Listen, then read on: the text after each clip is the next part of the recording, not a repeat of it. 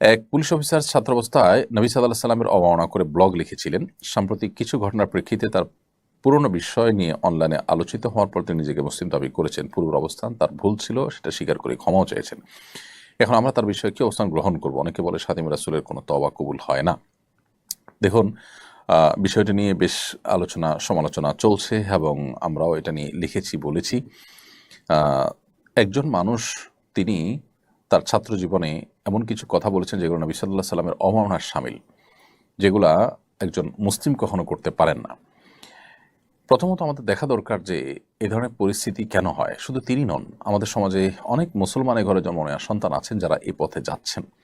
এর অন্যতম প্রধান কারণ হলো আমাদের শিক্ষা কারিকুলামে, আমাদের সিলেবাসে, পাঠ্যপুস্তকে আ এমনভাবে ইসলাম বিদ্বেষ বা ইসলামের প্রতি সন্দেহ, সংশয় নানাভাবে ঢুকিয়ে দেওয়া হয়েছে। বিশেষ করে বিদেশি এনজিওগুলো সরকারের এই বিষয়ে দায়িত্বশীল লোকদেরকে ভুলভাল বুঝিয়ে তাদের এজেন্ডাগুলো নানা সময় তারা পুশ করেছে। এগুলোর ফলশ্রুতিতে আমাদের জেনারেল শিক্ষার্থীদের একটা বড় অংশ কিন্তু তারা বিপদগামিতার পথে চলে গেছে। তো এই বাস্তবতার কারণে শুধু এই পুলিশ অফিসারই নয়, আরও অনেকেই এ ধরনের পথে পা বাড়িয়েছেন।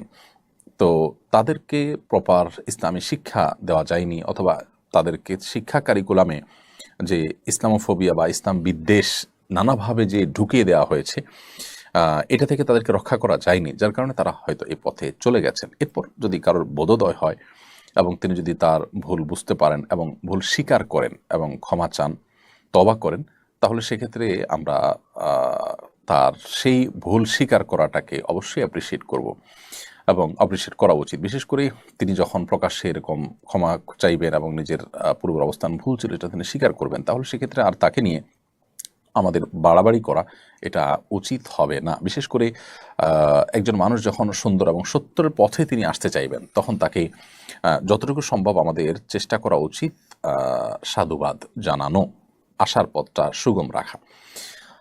আর খাতিম রাসূলের ব্যাপারে অনেক উলামা ইকরামই বলেছেন যে তওবা তিনি যদি করেন, আল্লাহ সুবহানাহু ওয়া তাআলার কাছে যে তওবা কবুল হবে এটা নিয়ে কোনো দ্বিমত কারণ নেই। সারা বিশ্বের সব উলামা ইকরামের এজমা রয়েছে যে আল্লাহ সুবহানাহু ওয়া তাআলার কাছে কবুল হবে। আর এর বাইরে এই তওবাটা মানুষের কাছে কবুল হবে কিনা, আমাদের দুনিয়ার বিচারে কবুল হবে কিনা, খাতিম রাসূলের যে শাস্তি সেটা থেকে তিনি শরিয়ার যে শাস্তি রয়েছে শরিয়ার বিচার ব্যবস্থাতে, সেটা তার উপরে শরিয়ার বিধান অনুযায়ী কার্যকর হবে কিনা, এই বিষয়ে ওলামাদের মধ্যে ইখতিলাফ রয়েছে। ইমাম আবু রহমতুল্লাহের মত এবং ইমাম আবু রহমতুল্লাহের মাযহাবের আপনার মুফতাবিহি মত, যেটি ইমাম আবু রহমতুল্লাহের দুই ছাত্র আবু ইউসুফ মুহাম্মদ রহমতুল্লাহের মত এবং শাফি রহমতুল্লাহের প্রসিদ্ধ মত এবং আহমদ মালিক রহমতুল্লাহের একটা মত হলো যে তার তওবা কবুল হবে, যদি এর বিপরীতেও অনেক ইমামদের মত রয়েছে। তো যেহেতু হানাফি মাযহাব এবং শাফিঈ মাযহাব প্রসিদ্ধ মাযহাব অনুযায়ী মত অনুযায়ী আপনার তার তওবা কবুল হবে। সো এরকম ব্যক্তি যদি তওবা করেন, তার তওবা আল্লাহ সুবহানাহু ওয়া তাআলার কাছে কবুল হবেই, যদি তিনি খালেস অন্তরে তওবা করে থাকেন, আর মানুষের কাছেও সে তওবা কবুল হবে এবং আমরা তার তওবাকে আপনার অ্যাপ্রিসিয়েট করব। বিশেষ করে তাকে ভালো পথে আসার পথটাকে সুগম করে দেব ইনশাআল্লাহ বিদিল্লাহ। বাকি অন্তরে যদি কারোর ভিন্ন কিছু থাকে, তিনি আল্লাহর কাছে জবাবদিহি করবেন।